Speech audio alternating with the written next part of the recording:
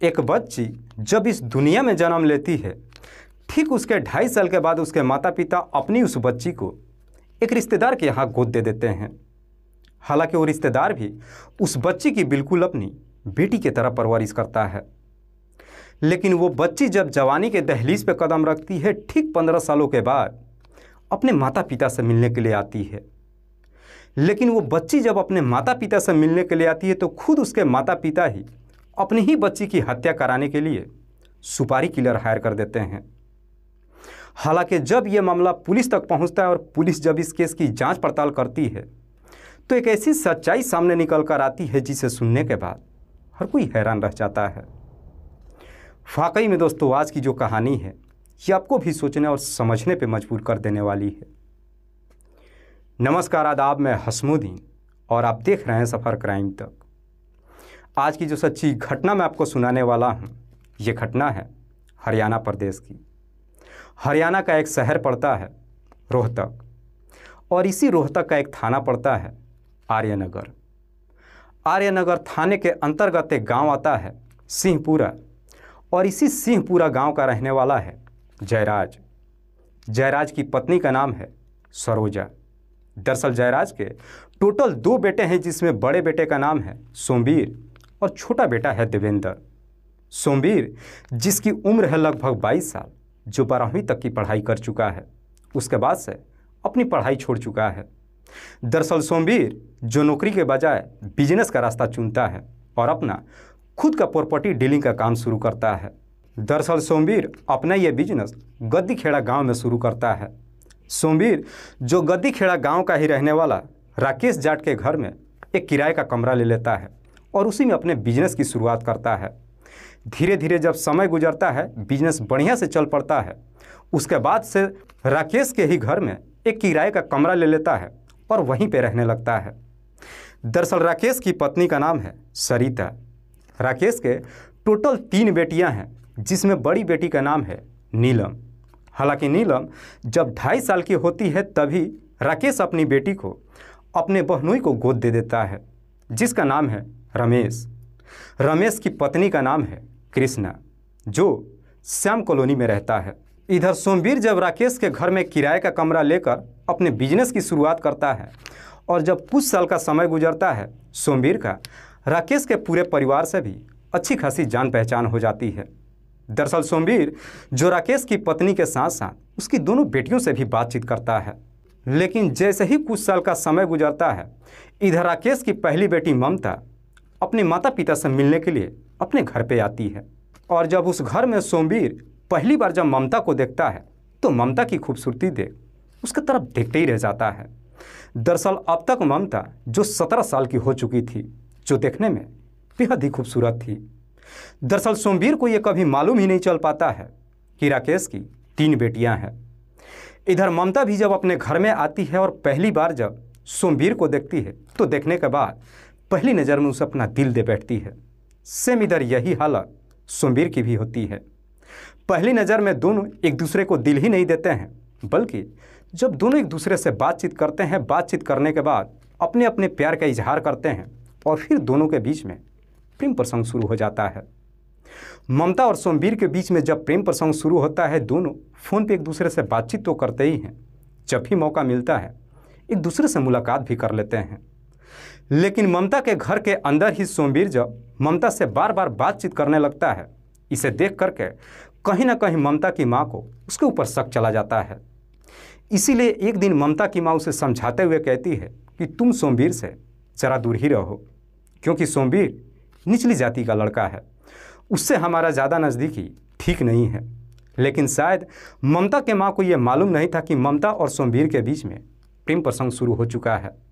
हालांकि ये बातें ज़्यादा दिनों तक नहीं छिपती और आखिरकार एक दिन इस बात की जानकारी ममता के पिता राकेश को मालूम चल जाता है।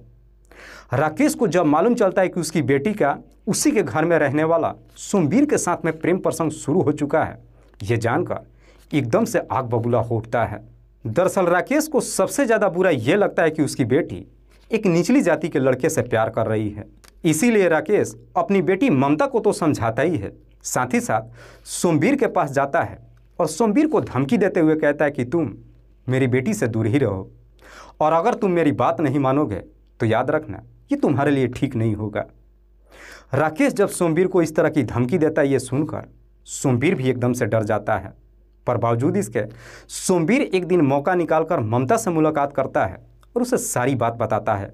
कहता है कि मुझे ऐसा लगता है कि तुम्हारे घर परिवार वाले हमारी कभी शादी नहीं होने देंगे, तुम क्या कहती हो? इस पर ममता भी सोमवीर को जवाब देते हुए कहती है कि मैं भी तुम्हारे बगैर नहीं रह सकती हूँ। इससे पहले कि कुछ गड़बड़ हो जाए हमें कोई रास्ता निकालना होगा। सोमवीर ममता से कहता है कि हमारे पास मात्र एक ही रास्ता है कि हम यहाँ से कहीं भाग जाते हैं और भागकर शादी कर लेते हैं। हालांकि सोमवीर जब ममता से घर छोड़कर भागने के लिए कहता है, ममता भी सोमवीर की बातों में आ जाती है और आखिरकार 24 अगस्त 2017 को दोनों ही अपने परिवार वालों को बिना कुछ बताए घर छोड़ करके फरार हो जाते हैं और चंडीगढ़ शहर में चले जाते हैं। चंडीगढ़ शहर में पहुंचने के बाद पहले आर्य मंदिर में जाकर शादी करते हैं और फिर कोर्ट मैरिज कर लेते हैं। हालांकि उस वक्त जब ममता अपना घर छोड़ करके भागती है उसकी उम्र मात्र 17 साल की होती है, लेकिन सोमवीर कैसे भी करके उसका फर्जी डॉक्यूमेंट्स तैयार कराता है, 18 साल की उम्र बताकर कोर्ट मैरिज कर लेता है। लेकिन ममता जब इधर घर छोड़ करके भागती है, इस बात की जानकारी जब उसके माता पिता को मालूम चलता है वो एकदम से घबरा जाते हैं। दरअसल राकेश को अपनी बेटी से लेकर के कम और अपनी जाति बिरादरी को लेकर ज़्यादा डर सताने लगता है। इसीलिए राकेश सबसे पहले अपनी बहन और बहनोई को घर पर बुलाता है और उन दोनों से बातचीत करता है। दरअसल ममता के जो बुआ और फूफा ने उसे पाल पोस करके बड़ा किया था, ममता के फूफा रमेश राकेश को समझाते हुए कहता है कि जितना जल्द हो सके हमें ममता को वापस लाना होगा। लेकिन ममता को वापस लाना इतना आसान नहीं था। राकेश अपनी बेटी के नंबर पर फ़ोन करता है और घर आने की जब बात कहता है, ममता साफ साफ अपने पिता को जवाब दे देती है कि मैंने सोमवीर से शादी कर लिया है, इसीलिए मैं घर वापस नहीं आ सकती हूँ। हालांकि जब कुछ दिन का समय गुजरता है और इस बात की जानकारी जब राकेश के जाति बिरादरी वालों को मालूम चलता है, राकेश के जाति बिरादरी वाले उसे तरह तरह की धमकियां देने लगते हैं। कहते हैं कि तुम्हारी बेटी एक निचली जाति लड़के के साथ भाग करके हमारे समाज का सर एकदम से नीचे कर दिया है, तुम्हें अपनी बेटी को हर हाल में घर लाना होगा। दरअसल जात बिरादरी के जितने भी जाट समुदाय के लोग होते हैं अब राकेश के ऊपर तरह तरह का दबाव डालने लगते हैं, जिसकी वजह से अब राकेश भी एकदम से दबाव में आ जाता है और फिर से अपने बहनोई से बातचीत करता है।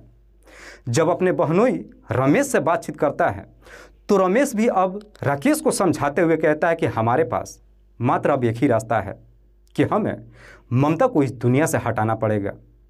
अगर ममता को हमने ख़त्म नहीं किया तो हम अपने समाज में जिंदा नहीं रह पाएंगे और ना ही अपने समाज में कभी सर उठा के चल पाएंगे। रमेश जब ममता को इस दुनिया से हटाने के लिए कहता है, उसके सामने राकेश के साथ साथ उसकी पत्नी भी खड़ी होती है। दरअसल दोनों रमेश की बात मानते ही नहीं हैं, बल्कि इस काम को करने के लिए भी तैयार हो जाते हैं। उसके बाद से एक प्लान बनाते हैं और सबसे पहले नज़दीकी थाने में जाते हैं और पुलिस वालों से शिकायत करते हैं कि साहब मेरी बेटी अभी नाबालिग है। दरअसल सोमवीर और उसके पिता जयराज दोनों ने मिलकर मेरी बेटी को भगा ले गया है। नाबालिग होने की जब बात कहता है पुलिस मुकदमा दर्ज कर लेती है और जब यह मामला रोहतक कोर्ट में पहुंचता है उसके बाद से राकेश ममता का सर्टिफिकेट कोर्ट में देते हुए एक अर्जी लगाता है कि मेरी बेटी नाबालिग है, इसीलिए उसकी शादी को रद्द किया जाए और उसे मेरे हवाले कर दिया जाए। हालांकि राकेश जब अपनी बेटी का सर्टिफिकेट कोर्ट में देता है और कोर्ट जब उस डॉक्यूमेंट का जांच पड़ताल करती है तो मालूम चलता है कि वाकई में वो डॉक्यूमेंट बिल्कुल सही है और ममता भी अभी मात्र 17 साल 3 महीने की है। उसको बालिग होने में अभी लगभग 7 महीना बाकी था। इसीलिए रोहतक कोर्ट साल 2018 के जनवरी महीने में सोमवीर को एक समन भेजते हुए कहती है कि जितना जल्द हो सके तुम्हें कोर्ट में हाजिर होना पड़ेगा। जब यह समन इधर सोमवीर को मिलता है, आखिरकार सोमवीर ममता को लेकर कोर्ट में हाजिर हो जाता है। दोनों जब कोर्ट में पेशी होते हैं उसके बाद से कोर्ट अपना फैसला सुनाते हुए कहती है कि दरअसल सोमवीर ने फर्जी डॉक्यूमेंट्स बना करके कोर्ट के साथ फर्जीवाड़ा किया है, इसीलिए कोर्ट ये इजाज़त देती है कि सोमवीर और उसके पिता जयराज को जेल भेज दिया जाए। चूँकि ममता अभी नाबालिग थी इसीलिए उसे 7 महीनों के लिए नारी निकेतन भेज दिया जाता है। सब के सब अपने जेल तो चले जाते हैं, लेकिन इधर ममता के परिवार वाले जयराज की पत्नी और उसके छोटे बेटे को धमकी देने लगते हैं कि अगर तुम लोगों ने मेरी बेटी को अपने साथ ले जाने की कोशिश किया तो याद रखना, हम सबको जान से मार देंगे। हालांकि इस बात की जानकारी जब नारी निकेतन में ममता को मालूम चलता है, ममता अपने माता पिता को काफ़ी समझाने की कोशिश करती है, लेकिन राकेश अपनी बेटी की एक भी बात मानने के लिए तैयार नहीं होता है और सब के सब समय का इंतजार करने लगते हैं। आखिरकार जब 7 महीनों का समय गुजरता है, 8 अगस्त 2018 को ममता नारी निकेतन से कोर्ट में पेश होती है। और ममता जब कोर्ट के लिए निकलती है तो नारी निकेतन में सबसे हंसकर मुस्कुरा करके कहती है कि आज मैं अपने घर जाने वाली हूँ। दरअसल ममता पहले ही फैसला कर चुकी थी कि मैं अपने माता पिता के साथ ना जाकर बल्कि अपने सास और देवर के साथ अपने ससुराल में जाऊंगी। हालांकि ममता को जब कोर्ट में लाया जाता है तो ममता को कोर्ट में लाने के लिए एसआई देवेंद्र और एक महिला कांस्टेबल सुशीला दोनों साथ में होते हैं।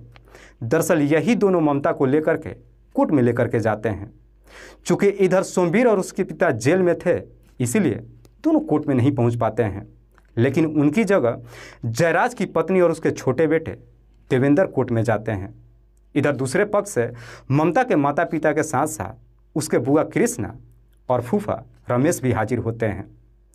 कोर्ट में जब पहुंचते हैं, सारी कार्रवाई होने के बाद कोर्ट जब ममता से पूछताछ करती है तो ममता अपना ससुराल जाने के लिए कह देती है, जिसकी वजह से कोर्ट भी इजाज़त दे देती है। लेकिन एसआई नरेंद्र और महिला कांस्टेबल सुशीला जब ममता को लेकर कोर्ट से बाहर निकलते हैं तो उनके साथ में जयराज की पत्नी और बेटे देवेंद्र भी होते हैं। दरअसल ये पांचों जब कोर्ट से बाहर निकलते हैं, सबसे पहले एक रेहड़ी के पास जाकर पहले जूस पीते हैं और जूस पीने के बाद जैसे ही गाड़ी पकड़ने की कोशिश करते हैं, पीछे से बाइक पे सवार होकर 2 लोग आते हैं और एक पर एक ममता के ऊपर 3 गोलियां चला देते हैं। गोलियां चलते हुए एसआई नरेंद्र जब देखते हैं, अपना पिस्टल जब निकालने की कोशिश करते हैं, वो बदमाश एसआई नरेंद्र के भी ऊपर गोली चला देते हैं, जिसकी वजह से एक गोली एसआई नरेंद्र के सर में लग जाती है और फिर वहीं पे नरेंद्र और ममता काफ़ी गंभीर अवस्था में गिर जाते हैं। दरअसल वो दोनों बदमाश जो महिला कांस्टेबल सुशीला के ऊपर भी गोली चलाना चाहते थे, लेकिन शायद उनके पास गोलियां खत्म हो चुकी थी। ये मामला इतना काफ़ी तेज़ी में होता है कि किसी को कुछ समझ में नहीं आता है और दोनों ही बदमाश काफ़ी तेज़ी से मौके से फरार हो जाते हैं। इधर सुशीला जब एसआई नरेंद्र और ममता को गंभीर अवस्था में देखती है, पहले दोनों को आनन फानन में लेकर नज़दीकी हॉस्पिटल में जाती है, लेकिन इससे पहले कि दोनों हॉस्पिटल में पहुंच पाते, दोनों की रास्ते में ही मौत हो जाती है। इस बात की जानकारी जब आर्य नगर थाने की पुलिस को मालूम चलता है, उसके बाद से पुलिस महिला कांस्टेबल सुशीला के ही तहरीर पर हत्या का मुकदमा दर्ज करती है और फिर उन दोनों बदमाशों को गिरफ्तार करने के लिए जगह जगह सड़क पर बैरिकेड लगाना शुरू कर देती है। पुलिस अपनी तमाम कोशिश तो करती है, लेकिन बावजूद इसके वो दोनों ही अपराधी मौके से फरार हो जाते हैं। उसके बाद से पुलिस जब इस पूरे वारदात के बारे में जयराज की पत्नी से पूछताछ करती है तो जयराज की पत्नी सरोजा पुलिस वालों को जवाब देते हुए कहती है कि साहब, ममता की हत्या किसी और ने नहीं बल्कि खुद उसके माता पिता ही ने किया है। सरोजा जब इस तरह की बातें पुलिस वालों से बताती है, उसके बाद से पुलिस अब सरोजा के ही तहरीर पे ममता के पिता राकेश और माँ सरिता, इन दोनों से पूछताछ करने के लिए इनके घर गद्दीखेड़ा गांव में जाती है, जहां पे पुलिस को वो बाइक तो मिल जाता है जिस बाइक का बदमाशों ने इस्तेमाल किया था। पुलिस को जब वो बाइक मिल जाती है, उसके बाद से पुलिस राकेश के ही घर से राकेश और उसकी पत्नी को भी हिरासत में ले लेती है। पुलिस जब इन दोनों को थाने में लेकर आती है, थोड़ी सी जब इनसे पूछताछ करती है, उसके बाद से पुलिस इन दोनों के ही तहरीर पे राकेश के बहनोई रमेश और उसकी बहन कृष्णा, इन दोनों को भी गिरफ्तार करके थाने में लेकर आती है। पुलिस जब इन चारों को गिरफ्तार कर लेती है और जब इन चारों से ममता की हत्या के बारे में पूछताछ करती है तो ममता के फूफा रमेश पुलिस वालों को जवाब देते हुए कहता है कि हाँ साहब, ममता की हत्या हमने ही किया है। दरअसल ममता की हत्या कराने के लिए ममता के ही मौसेरा भाई मोहित ने 2 सुपारी किलरों को हायर किया था, जो उत्तर प्रदेश के रहने वाले थे। दरअसल ये पूरी डील जो 7 लाख रुपये में तय हुआ था। रमेश पुलिस वालों को जवाब देते हुए कहता है कि साहब, हमने पहले ही तय कर लिया था कि कोर्ट के बाद से अगर ममता हमारे साथ आ गई तो ठीक है, और अगर अपने ससुराल जाने के लिए कहेगी तो हम उसे जान से मार देंगे। इसीलिए ममता के मौसेरे भाई मोहित ने उत्तर प्रदेश से 2 सुपारी किलरों को हायर कर लिया था। दरअसल वो दोनों सुपारी किलर जो एक दिन पहले ही हमारे घर पे पहुंच चुके थे। उत्तर प्रदेश के दोनों सुपारी किलर जब एक दिन पहले गद्दीखेड़ा गांव में राकेश के घर पे पहुंचते हैं, उसके बाद से मोहित उन दोनों को राकेश के घर पे ही ठहरवाता है। अगले दिन उन दोनों को एक बाइक मुहैया कराता है। वो दोनों सुपारी किलर उस बाइक को लेकर के रोहतक कोर्ट के पास चले जाते हैं और थोड़ी दूर पे खड़ी होकर समय का इंतजार करने लगते हैं। इधर ममता को जब कोर्ट में पेशी किया जाता है और ममता जब अपने सास और देवर के साथ ससुराल जाने के लिए तैयार हो जाती है और जब दोनों पुलिस वालों के साथ कोर्ट से बाहर निकलती है, इधर खुद ममता के पिता राकेश ही उन दोनों हमलावरों की तरफ देखते हुए इशारा कर देता है। उसके बाद से वो दोनों बदमाश बाइक से पीछे की तरफ से आते हैं और एक पर एक ममता के ऊपर 3 गोलियां चला देते हैं। गोलियां चलाते हुए एसआई नरेंद्र जब देखते हैं, अपने पास से जब पिस्टल निकालने की कोशिश करते हैं, वो दोनों ही बदमाश नरेंद्र के ऊपर भी एक गोली चला देते हैं, जो वो गोली नरेंद्र के सर में जाकर लग जाती है। वाकई में रमेश जब ये पूरी कहानी पुलिस को बताता है, उसके बाद से पुलिस रमेश के ही तहरीर पे ममता के मौसेरा भाई मोहित को ढूंढना शुरू कर देती है। जब तक मोहित पुलिस को नहीं मिल जाता तब तक ये नहीं मालूम चल सकता था कि उत्तर प्रदेश के रहने वाले वो दोनों बदमाश थे कौन। हालांकि पुलिस अपनी तमाम कोशिश कर लेती है, लेकिन बावजूद इसके मोहित के बारे में कुछ भी नहीं मालूम चलता है। जब एक दिन का समय गुजरता है, उसके बाद से पुलिस इन चारों आरोपियों को अगले दिन जिला अदालत में पेश करती है, जहां से इन सबको जेल भेज दिया जाता है। इधर ममता की जब पोस्टमार्टम हो जाती है, उसके बाद से उसकी डेड बॉडी को उसके ससुराल वालों के हवाले कर देती है। इधर सोमवीर की माँ और उसका छोटा भाई देवेंद्र ममता का अंतिम संस्कार कर देते हैं। तब तक सोमवीर जेल के अंदर ही होता है। दोस्तों, इस पूरी घटना के बारे में आप क्या सोचते हैं? आप अपनी राय हमें कमेंट बॉक्स में ज़रूर दीजिएगा। जाते जाते मैं आपको बता दूं कि कुछ मेरे व्यूअर्स हैं जो रोज़ाना मेरे इस वीडियो को देखते ही नहीं हैं, बल्कि अपना कीमती समय निकाल कर मुझे अपना प्यार भी देते हैं, जिनमें से एक का नाम है मोहम्मद सलीम। मोहम्मद सलीम जो पाली राजस्थान प्रदेश के रहने वाले हैं। दूसरे मेरे व्यूअर हैं प्रमोद कुशवाहा। प्रमोद कुशवाहा जो छापड़ निवाड़ी मध्य प्रदेश के रहने वाले हैं। तीसरे मेरे व्यूअर हैं रामवीर सिंह। रामवीर सिंह जो लुधियाना पंजाब प्रदेश के रहने वाले हैं। चौथे मेरे व्यूअर हैं मोहम्मद सिराज सिद्दीकी। मोहम्मद सिराज सिद्दीकी जो अपना एड्रेस नहीं दिए हुए हैं। पांचवें मेरे व्यूअर हैं गोपीराम प्रजापत। गोपीराम प्रजापत जो चूरू राजस्थान प्रदेश के रहने वाले हैं। लास्ट मेरे व्यूअर हैं दिनेश कुमार। दिनेश कुमार जो करनाल हरियाणा प्रदेश के रहने वाले हैं।